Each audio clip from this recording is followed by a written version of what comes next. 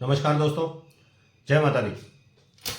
आज फिर से एक विशेष जानकारी आप लोगों के सामने लेकर आया हूँ और आज की जानकारी हमारी रहेगी मिथुन लगन वाले लोगों के लिए। और ज्योतिर्लिंग जो इनसे कनेक्ट होता है दोस्तों, वो ज्योतिर्लिंग है महाकाल। अब आप देखिए, महाकाल जो ज्योतिर्लिंग है उनकी सबसे बड़ी विशेषता क्या है। अब राजा विक्रमादित्य जो उज्जैन के राजा थे, आपको पता है, और उनका साम्राज्य आप देख लीजिए कहाँ कहाँ तक फैला हुआ था। और सबसे बड़ी बात मैं आपको बता दूं दोस्तों, राजा विक्रमादित्य को अपना साम्राज्य बढ़ाने के लिए कभी भी युद्ध नहीं करना पड़ता था। वो सिर्फ महाकाल ज्योतिर्लिंग की सेवा किया करते थे। और जब वो उनसे प्रार्थना करते थे तो जहां पे भी उनको साम्राज्य बढ़ाना होता था, वहां जब वो पहुंचते थे तो वहां की जनता ही वहां के राजा के खिलाफ हो जाती थी, या कुछ ऐसे रोग हो जाते थे, कुछ ऐसी बीमारियां वहां फैल जाती थी जिसकी वजह से जनता द्रोही हो जाती थी और बिना लड़े ही वो साम्राज्य विक्रमादित्य जी को मिल जाता था।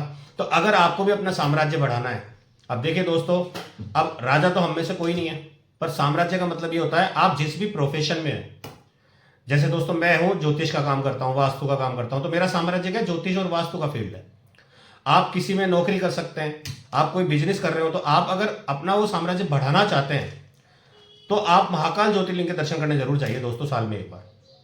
और विशेष उन लोगों के लिए रहेगा जिनके लगन में 3 नंबर की राशि आती है, यानी मिथुन लगन जिनका है, तो उनके लिए जो ज्योतिर्लिंग है ना, वो वराहमिहिर जी बताते हैं कि महाकाल ज्योतिर्लिंग की जो ऊर्जा है वो उनके साथ बहुत कंपेटेबल रहती है।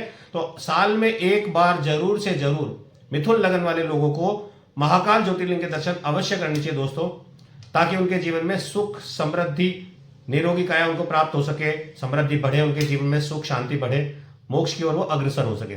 तो अगर आपका भी लगन मिथुन लगन है तो साल में एक बार जाइए दोस्तों, महाकाल ज्योतिर्लिंग के दर्शन अवश्य कीजिए। जय माता दी।